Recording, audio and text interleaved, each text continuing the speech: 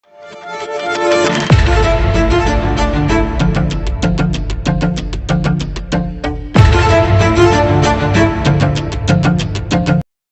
everybody, and welcome to the QKS Community Podcast. I'm very excited today, and I hope so you are. We are going to be in some August company today, as you can see. Before I introduced the esteemed guest for today, let me formally introduce the topic for this podcast. What we are going to talk today on this podcast is from AI pilots to enterprise value. How are CDAIOs scaling trusted and measurable AI? I'm sure this topic is very exciting and relevant in today's ever evolving world.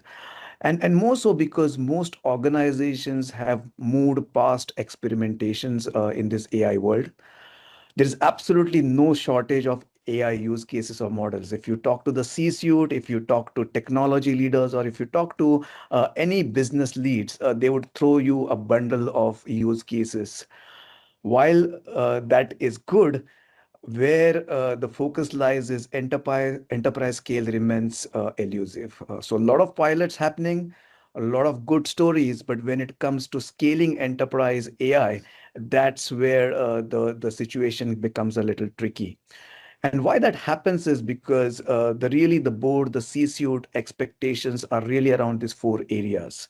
One is how do you really move AI POCs from your kind of experimentation laboratory to into the real production and the scaling environment, and that really remains a challenge.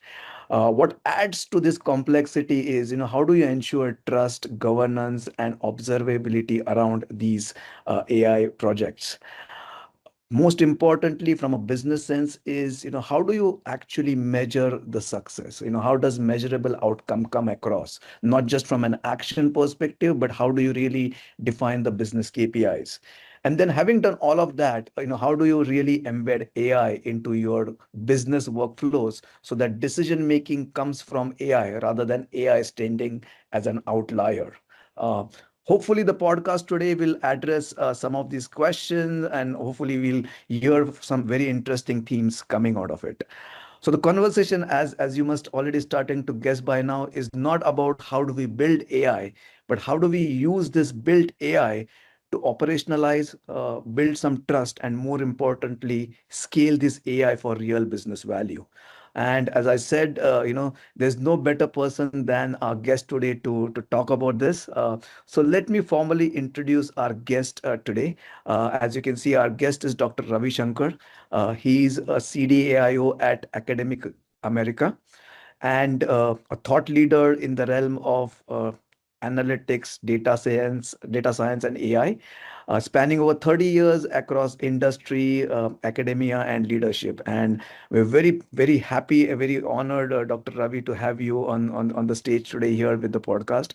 Uh, Dr. Ravi also is the founder for Gram Pathshala and Bharat Mandi. So, I would really like Dr. Ravi, before I get into the podcast, Dr. Ravi, to talk a little bit about Gram Pathshala and Bharat Mandi so that our audience kind of get that spectrum of yourself also from the perspective of the other work that you do from a CDIO perspective at Academic America. So, Dr. Ravi, if you can just kind of open up with your opening comments here, and then we can straight away jump into the podcast.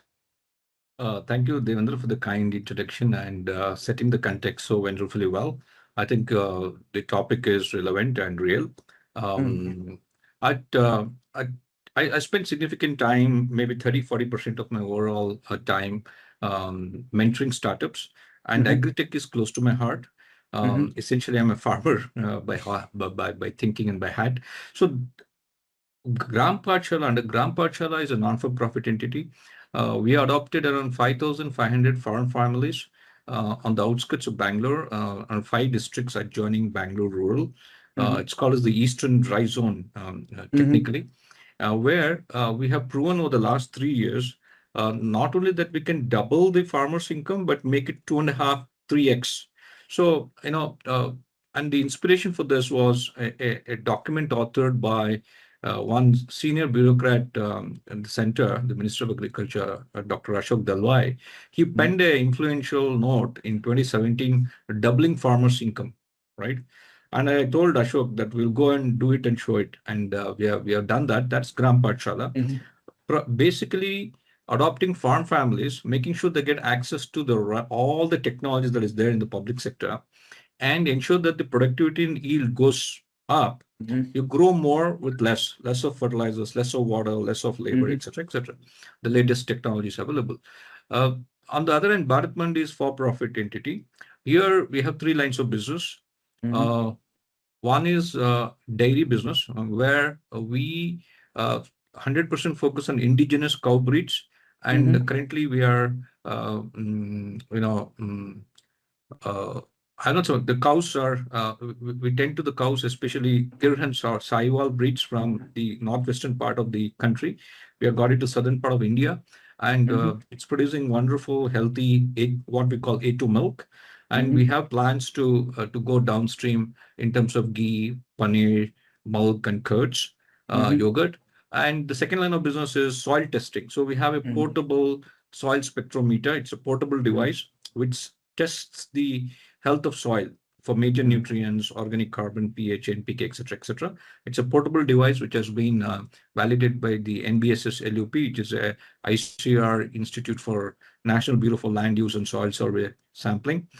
The third line of business in Batmandi is milk testing, right? So quality Mhm. of milk is a big issue. So we have come up in partnership with IIT Chennai, IIT Mhm. Madras. We have come up with milk testing strips, few bases actually, just like the litmus paper. You just have Mhm. to dip it and it tells you Yeah. whether the arbitration. So long story cut short, this is about Gram Pachala Bharat Mandi. Yeah. Yeah, no, thank you, Dr. Ravi, and this is very, very inspiring. You know, so apart from your role as the CDIO at Academic America, you're doing some really inspiring work. So, thank you for that. And then, as I said, let's just jump into the topic for today. Obviously, we're going to talk about a lot about AI. So, Dr. Ravi, my opening comment or my opening question is, you've scanned and you've worked in the industry for a good 3 decades now.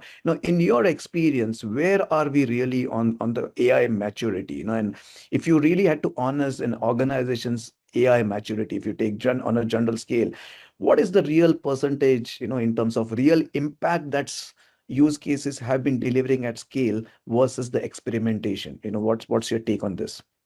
Right. See, where are we on AI maturity? A candid answer would be that most organizations are in the AI adolescent stage, as I like to put it. Mhm. What I mean by adolescent stage is they're energetic, they're overconfident, they're still figuring out a way to actually, to figure out where how they want to grow and where they want to. So, Mhm. but clearly we have moved past the wide-eyed, experimentation phase, right? Most, Mhm. but still many have not yet cracked the true enterprise scale code, as I would Mhm. like to call it. And the hype is real. The investment's also real, right? Mhm. But the P&L impact Mhm. is a question mark, and still largely aspirational for majority of the firms. Now, I would say roughly 70%, if you look at the percentage of what is real impact versus experimentation, right? Mhm. Roughly 70% are still in the POC, pilot, early Mhm. production stage, if you will. Mhm. And around Mhm. 20-25% I moved into the production workflow, which is where the rubber meets the road, real Right. implementation at scale, right? And only Mhm. 5 to 10% have achieved what I call enterprise Mhm. scale measurable impact. 5 to Mhm. 10%. 5 to That 10. means where AI is visibly moving your P&L, right? There's a Mhm. real impact and it's visible. Now, the brutal reality that 5-10% Mhm. isn't winning because they had better models. They are Mhm. winning because they have better operating models. So, I mean, think of it as ERP in the 90s, right?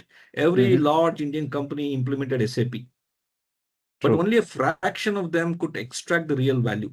Not because Mhm. the software is different, it is the software is the same for all the companies, but change management and processes, right? This redesign of the process separated the winners from box stickers. This is my take. Yeah. No, and that's very interesting. You said, Dr. Ravi, that only 5-10% have really kind of made that impact to the P&L. Right. So, I would assume, then there is a gap, right? Because as business leaders, you would never just think short of only doing an experimentation. Your end game is obviously to have an impact on the P&L, right? So, Right. so where do you anticipate the biggest gap, in terms of the AI ambition that the leadership has versus the AI execution? What's the gap? See, the gap is largely cultural, largely leadership.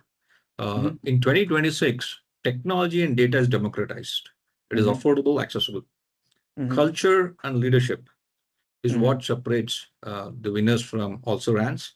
I Hmm. think also the fact that the ownership of the on the outcomes and the risk and the governance has to be owned by the business, the P&L owners, and Correct. not the data science and the IT or the tech team. So the business team should be the owners, product owners as a call, and your Hmm. data AI team could be your engineering partner. But when Hmm. the roles are reversed, you know Hmm. what happens? Yeah. You'll have technically brilliant solutions, but nobody owns it. Nobody will ever change the workflow. Think of it as a brilliant chef who's whipping up an extraordinary dish that nobody ordered. So Yeah. the restaurant owner has to define the menu, and the chef makes it extraordinary, right? So Yeah. No, no, that's very interesting. In fact, I was talking to a CDIO a few days back, and he actually gave me a very restaurant, a food example. And I think the way he said that is, Devendra, why we are struggling is, I think we over invested in models and we under invested in the data and processes. So, right, Dr. absolutely. Ravi, what's your take on this kind of a statement from the CDIO? Is this very common that we see in the industry that, CDIOs are kind of over investing in kind of the technology and the models, and then they are not looking at the cultural. You talked about the cultural, but also in terms of the data and process, which I believe is very fundamental from an AI scaling perspective. See, that's so very true. I think that's a very appropriate and a sane observation. At the end of the day, the board will not recognize you or pat your back for the number of models you have developed, right? Hmm. They'll look at real value. Uh, Hmm. so the first thing the CDAOs have to not do is Hmm. look at a metric number of models. No, that is Hmm. what is the real value that the model. It may be that you have a model that is 95% accurate, but only Hmm. 10% adoption. That means only Hmm. 10% value, right? So I think you have to the value of a model rise in widespread adoption. Now, Hmm. widespread adoption is a factor of culture, the implementation discipline, Hmm. integration with real workflows, redesigning your business model, reimagining your workflows. All of this have to come together. But having said that, uh, technology has become easy, and the focus still remains on the foundational layer, which is the data quality and data governance. But Hmm. again, we are in an era where ethical responsible AI and governance is so very critical. That Correct. again, that brings the trust. Whether it's an internal customer or external customer, adoption is a function of trust. If you want Hmm. widespread adoption, you need to have trust. Trust comes from governance. So Hmm. I think most of the time we focus on the number of models and the accuracy, which is important, but miss out Hmm. on the bigger things, and Yeah. therefore we're not setting ourselves for success. Hmm. No, that was very, very interesting take, Dr. Ravi. I just wanted to draw your opinion Mm, into a bit more into the aspect of scaling AI, right? So mm, what kept me thinking as you were speaking was, the 5-10% impact of some of these use cases have kind of had on the P&L directly. And obviously the board or the C-suite is very happy that the investment we have put in has really given us the returns. So, in terms of the aspect of scaling AI projects into production and making them big, what separates this 5-10% from the remaining 90 or 95% that eventually did not scale up to the level that happened? There must be some differentiating factor, because end of the day, it's the same company, it's the same culture that we talked about, the same data processes. So, is there anything different that you possibly seen 10% or 15% projects being scaled up to the level they need, and the other ones look mm. good in the factory but don't scale up? Yeah, so if you look at it to what would be those key success factors of those 5-10% companies who have cracked the code, Mhm. clearly it is the ownership. The businesses have owned the P&L and they have not put it on the data science team, number one. Mhm. Mhm. Number two, they have looked at data governance very critically. Even Mhm. before that, they have started with the business problem, right? Many times Mhm. I believe that defining or framing the problem, what we call problem framing, which is Mhm. converting a business problem into a machine learning problem, is Mhm. the first step where we falter. The Mhm. problem is we think we know the problem, and therein lies the problem. It sounds True. oxymoronish, but we don't spend enough time Mm. understanding the problem enough and defining the problem. And trust me, it takes 15 to 30 days of serious brainstorming, virtual or real, using design thinking principles to get your business problem framing right. Then comes data governance. 70 to Mm. 80% of the pain point is in data governance. Mhm. Creating high quality data pipelines, Mhm. which are having good integrity, and then exposing that high quality data to algorithm, building, testing, validating the model is today it's a matter of few hours.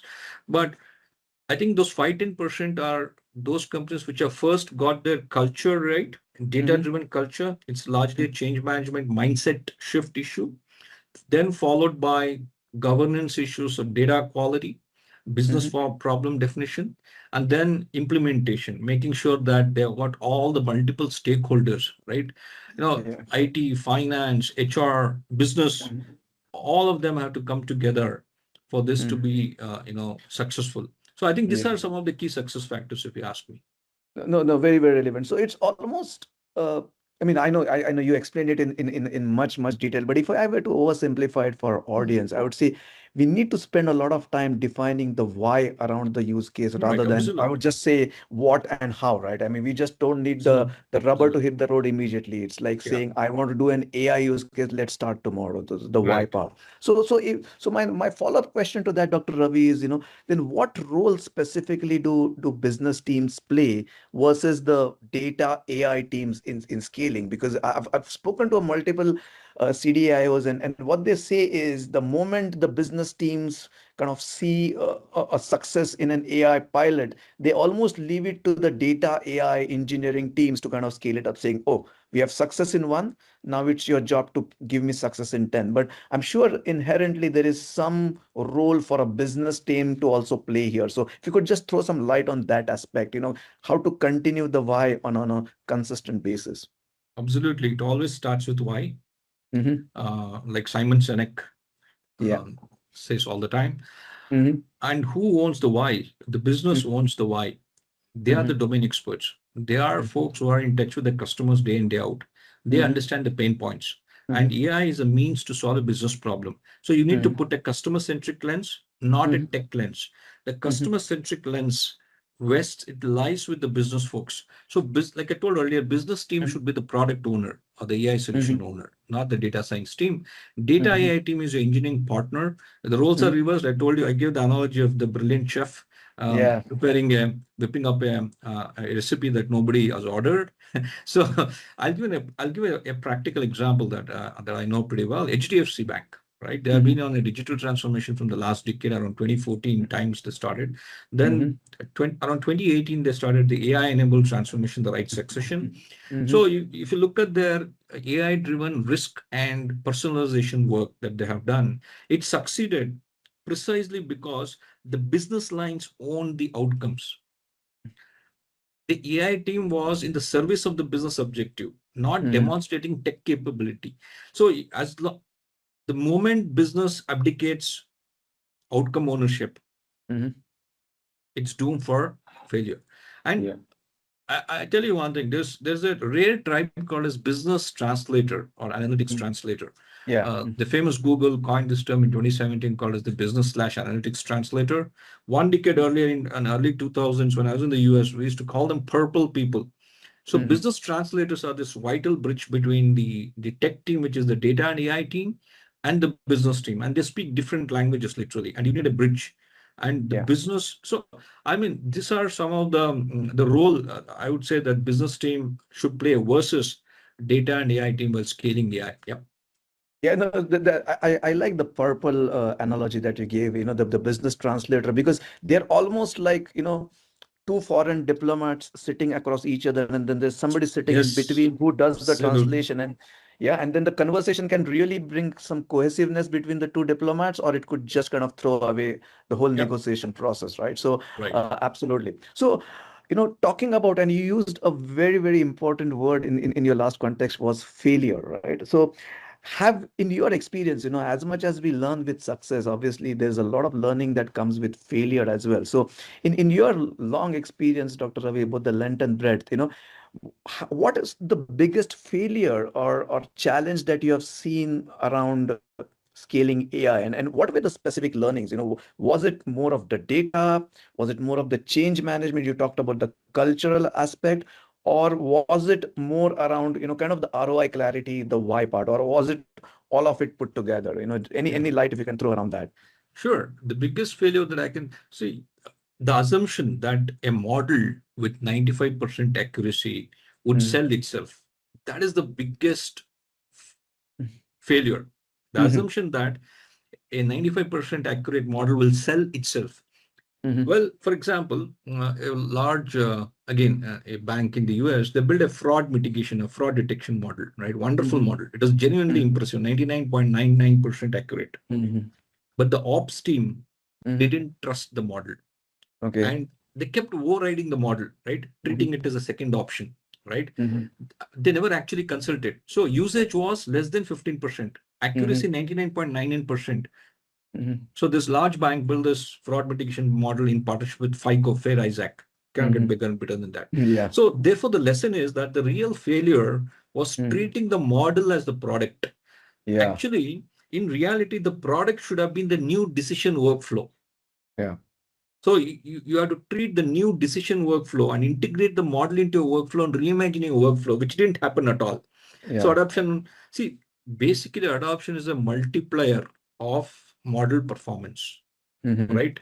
And Yeah. 95%, like I told earlier, 95% accurate model with 10% adoption delivers only 10% of the expected value. Yeah. Absolutely. Yeah. So the focus should be really looking at how do you increase that adoption rather than trying to fine tune the 95 to the 98, right? Uh, That's how and you would integrating into your processes and workflow, into right? your Then you have to workflows. reimagine your entire workflow. Otherwise, the ops people will never accept and trust the model. Absolutely. And Dr. Ravi, since you talked really specifically about banks and kind of the BFS, I am assuming this is agnostic to the industry, right? This is kind of Yeah, because our audience is kind of across yeah. industries. So these fundamentals lay across Yeah. industries, whether it is AI is pharma. truly agnostic to verticals, industry, from agriculture to telecom, from aerospace to tech. AI is truly it applies equally, but the impact Mhm. is uneven across sectors. It's also agnostic to functions. You can use Mhm. from HR to procurement to finance to marketing to sales everywhere, as long Mhm. as you have good problem definition, high quality data set, and you implement it scientifically and rigorously. Absolutely. Yeah. That was indeed very insightful, Dr. I'll give Ravi. more examples as we go along today. The Yeah, yeah, conversation, we're just absolutely. getting started. Yeah. No, no, absolutely. That, yeah, very true, very true. And I think this was very, very insightful, Dr. Ravi. So, the another key area of focus, and I think you breached upon that a little bit through your earlier responses, is really on the AI trust governance and the risk piece. The Yeah. so-called make or break layer, right? So, Mm. so from what you are seeing in the industry, can AI really scale without strong data governance? Or, kind of on the flip side, is it really slowing down the innovation? So where's the balance, right? Because I think when talking to the CDIOs, they are under the pressure to deliver. They are being pushed by the board saying, "Where's my first success coming out of AI?" And then they have been asked saying, "Where's the governance piece?" So how do you kind Right. of put the scale around together? No, actually, this is a false dichotomy, Devendra. Hmm. Uh, I keep pushing back constantly in my teaching and consulting jigs. Strong governance actually accelerates scaling Okay. because it builds trust. The Hmm. four-letter word, which is so very good. And trust is it is, if you look at trust, it's a rate limiting factor for AI adoption at scale, really. Hmm. So without governance, every AI deployment faces what I call trust tax, Hmm. right? Yeah. Means extra scrutiny. What is trust tax? Extra scrutiny, extra escalations, more delays, executive refusing to act on AI recommendations. It's like traffic lights, actually, the analogy, it doesn't slow down your traffic on an average. It actually prevents accidents that would Accidents. stop traffic for hours together, right? Correct. So Yeah. governance is like the traffic system that lets AI move at scale, right? For Yeah. example, again, I mean, RBI's guidelines on AI lending for fintech and for Hmm. banks 2, 3 years back, they were seen initially as a compliance burden, right? But now they have become a trust framework that Okay. allows bank to deploy AI at scale and at Mm. confidence, right? Right. Yeah, no, no, absolutely. And so you are essentially saying, that the risk, trust, and the governance around AI is very much kind of the backbone for not only from an AI scaling perspective, but even the innovation that you will drive within AI, because it Yeah. will put the right guardrails True. around what you want to do. And I think the traffic analogy was good. You can imagine somewhere in Bangalore, if there's no traffic light, there'll be cars moving on from all four directions at a chowki, right? So you'll never have any governance around that, right? So if that's the case, Dr. Ravi, who in my next follow-up question, again, this is a very common question that gets thrown up, is who owns governance, AI, risk, and trust in an organization? Is it the business?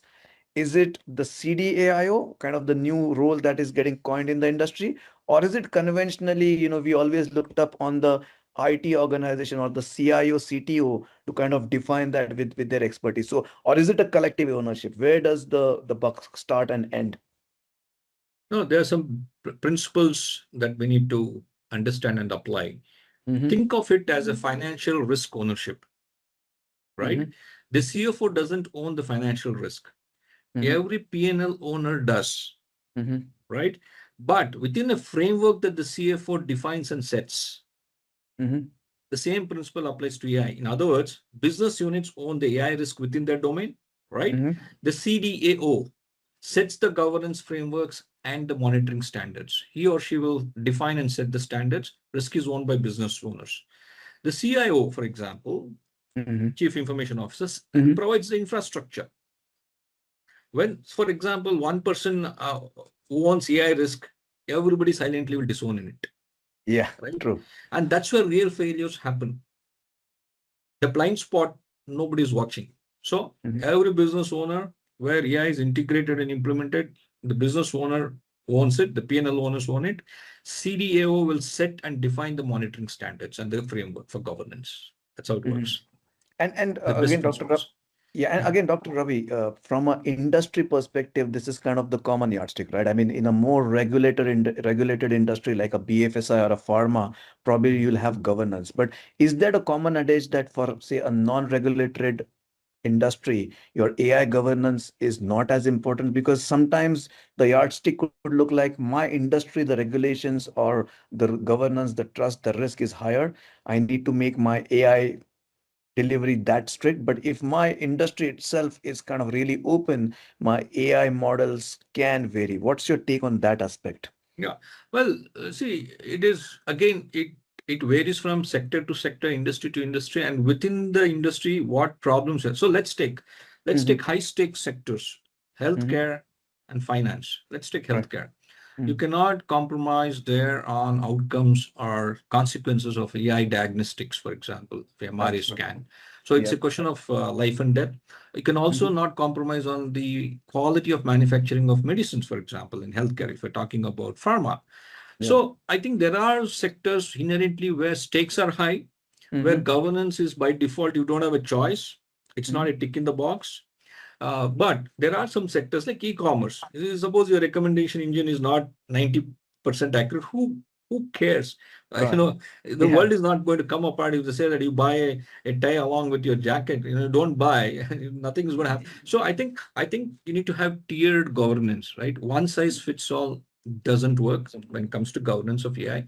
I use what is called a simple 2 by 2 matrix. Mm-hmm. That's my academician speaking.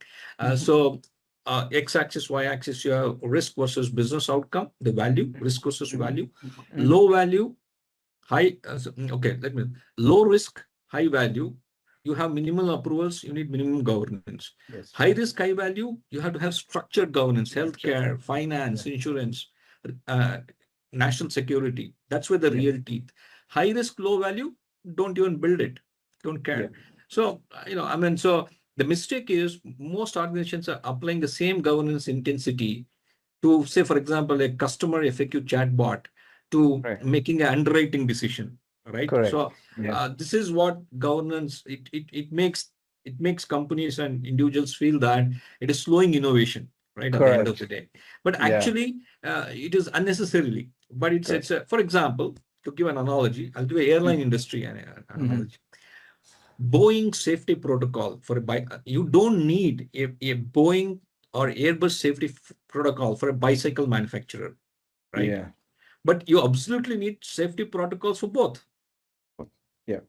Yeah, True. Absolutely. I think that clears the haziness around, is governance, trust, security required, or is it really slowing down the innovation? Doing the right way, it can actually speed up your innovation and put the right absolutely. It's product. accelerator amplifier. Yeah, absolutely. Okay, thank you very much. So let's Dr. Ravi, I'm cognizant of the time. So let's quickly focus on to my last section, which is again a very important attention area for especially for the CAIO, CDAIO community like yours. The value realization and the ROI. Providing the real business impact to the stakeholders. So, how does one go about measuring the AI success? Obviously, you have the conventional ways of cost savings, revenue, productivity, or decision making. How does the business community look like in terms of defining the use case? Is it all bundled in one approach, or you look at each of them in a separate lens? So clearly, there's a measurement hierarchy, as I would like Okay. to call it. Mm-hmm. Most organizations today are stuck at the bottom, Mm-hmm. which is activity metrics, Mm-hmm. models deployed, data coverage. These are necessary but not sufficient, right? Mm-hmm. Insufficient. The Mm-hmm. second level of measurement hierarchy metrics is efficiency metrics, like you mentioned. Mm-hmm. Cost, save, time reduced. They're useful Mm-hmm. but incomplete to my mind. And the Mm-hmm. third metric on the top of the heap is the business outcomes metrics, Mm-hmm. right? Revenue influenced, NPS improved, for example, decision quality elevated. And these are actually what matter, but most organizations are stuck at the activity metrics at the bottom of the pyramid. See, my test Mm-hmm. is, would the CFO sign this particular metric as a proof of business value? If no, it's a vanity metric dressed up as a AI KPI. Mm-hmm. Got you. And the reason again, if I go back, is to defining the why, right? In terms of have you defined as to how you are going to link your AI success to, say, for example, your P&L impact, Right. right? Okay. Yep. And then my follow-up question to that is, are we looking at how do we link the AI adoption to the business impact? If you can throw some light around that. That's where rubber meets the road. Actually, Mm-hmm. you know what? It's structurally hard to do that, right? It's hard, it but the value that it creates diffuses in the sense that a small improvement across millions of decisions. Mm-hmm. But on the other hand, costs are concentrated, large upfront investment in talent, infrastructure, data pipelines. So therefore, this makes attribution genuinely Mm-hmm. difficult, right? It's an Mm-hmm. attribution problem. But the solution is very simple. Mm-hmm. Like always, solution is to choose use cases where AI decisions trail is very clear, auditable, and directly tied to a revenue or cost line. Mm-hmm. For example, loan approvals, claims Mm-hmm. processing, for Yeah. example, inventory optimization. So these are measurable because every decision is recorded and every outcome follows. Yeah. Yep. Mm. Yeah. So in your opinion, I think CDIOs who are in their early journeys, your possible suggestion or advice to them would be is focus on those use cases where you possibly have a clear, measurable link that you Yes. can show a direct impact to the PNL. And if it's higher up in the hierarchy that you talked about, the more value it will come in, right? I mean, Spot absolutely. on.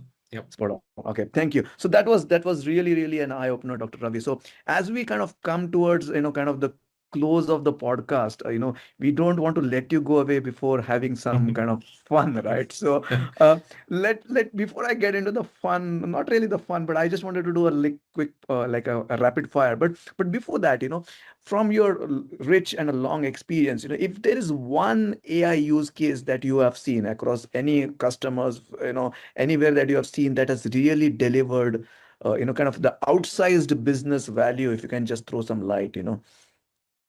And yes, telecom. I want to take the sectoral Mm-hmm. example of telecom, both US and India. Mm-hmm. Customer churn prediction plus next best recommendation, next best Mm-hmm. action. Let's take Indian telecom. Uh, Mm-hmm. One major operator, I don't want to name them. Yeah, It's almost that's fine. Yeah. half a Mm-hmm. decade back.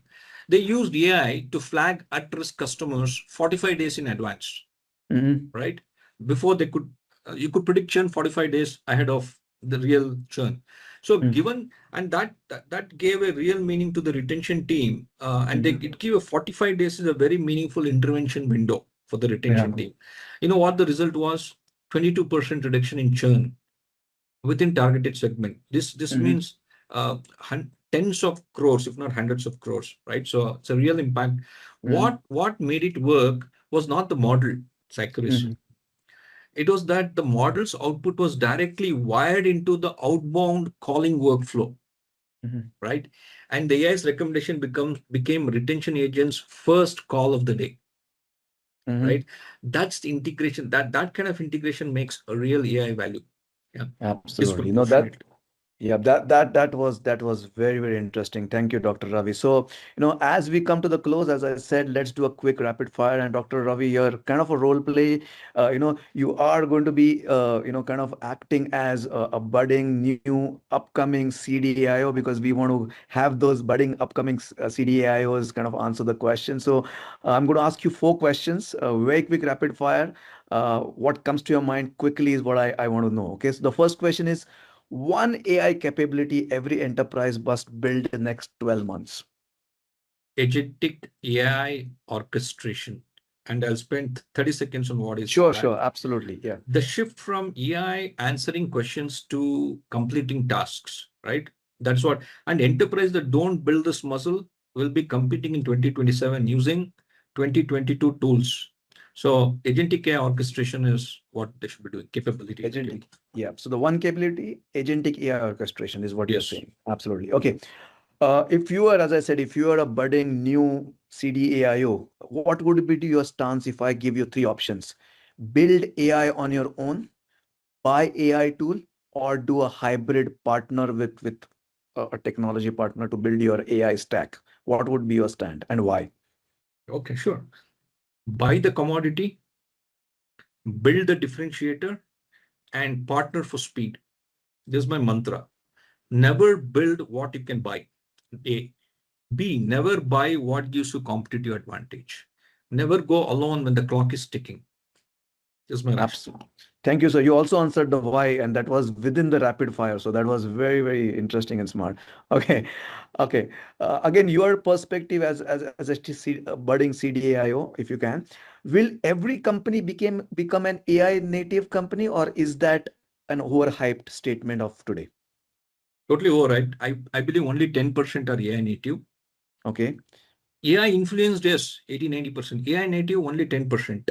Mm-hmm. Because today, every company will, of course, are and will use AI tools, but only a Mm-hmm. fraction, that 10%, are fundamentally restructuring their operating model, their Mm-hmm. workflows, redesigning the workflows and integrating into the processes. So Yeah. the rest, 80%, are just adding AI as a layer on the top of a 20-year-old legacy processes that they have. Yeah.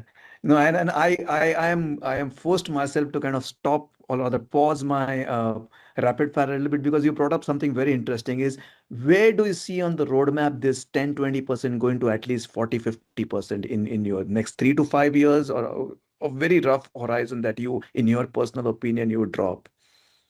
Well, I think AI is a discipline is moving very fast. It is Mm-hmm. fast and furious, very Mm-hmm. dynamic. I think most companies have realized that they are facing existential issues if they do Right. not do what Mm-hmm. they should be doing, but they are stuck, right? The problem is the top 10, top 15 in every sector, They have the Mm-hmm. capability, they have the wherewithal to experiment and throw that millions of dollars and do stuff. But it's that 95% who are in the middle, who are at Mm-hmm. risk. They know that they have to move, but they don't know, they're stuck. It's like a deer in front of headlights. Yeah. And the 5% which are startups, they throw everything, right? They throw everything at AI. So I think it's not easy. I think in the next 2 to 3 years, things will move pretty rapidly. The 10% could become 50%, but Mm-hmm. leaders have to start with cultural change, then Absolutely. strategy, then tools, then technology, then data, then impact in that order. Absolutely. No, I think you covered everything. And I think my last question on the rapid fire pretty much is well aligned here is while we talk about a lot of things that the CDIOs have to do, what is that one thing CDIOs have to stop doing immediately to kind of scale up AI? They have to stop reporting on model count. Like I mentioned earlier, the board Hmm. doesn't care how many models you have built. The Correct. board cares how much value you have delivered. Report in business language, business Hmm. lingo, not in data science language. Then you're good. Absolutely. Absolutely. So I think our community today knows a lot of things they need to do, but absolutely also what they not need to focus on. So in closing, in my summary, as the facilitator of this podcast, Dr. Ravi, is if I have to summarize, scaling AI is not just about models and algorithms. It's more about the operating model, the trust, the adoption, and how you define the business value realization, defining the why. So the winner would be somebody who would treat AI not as a technology initiative, but as a business enabler and a business transformation lever. So I would really have you have the last say here because you are the expert. So I just wanted you to give your last closing thoughts on my closing comments. No, I think you touched a raw nerve, Devendra, and bullseye.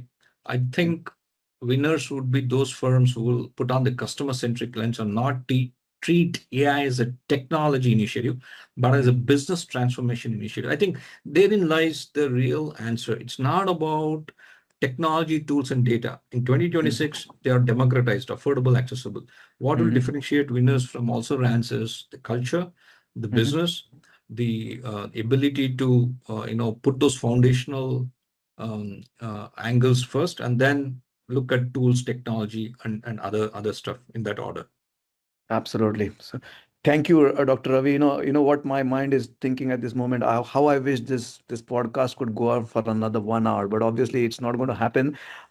That's the only sorry part. But apart from that, I'm very excited. The last 40-45 minutes were time very well spent. So, Dr. Ravi, thank you for your time, your valuable insights on this podcast, and then the broader QKS community and the audience is going to largely benefit out of this podcast. So.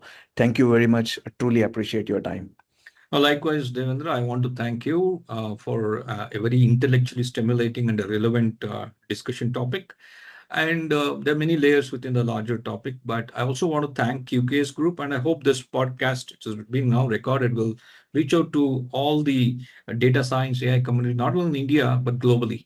I think issues are Absolutely. real and issues are very relevant. Thank you so much. It was a pleasure interacting with you. Thank you very much.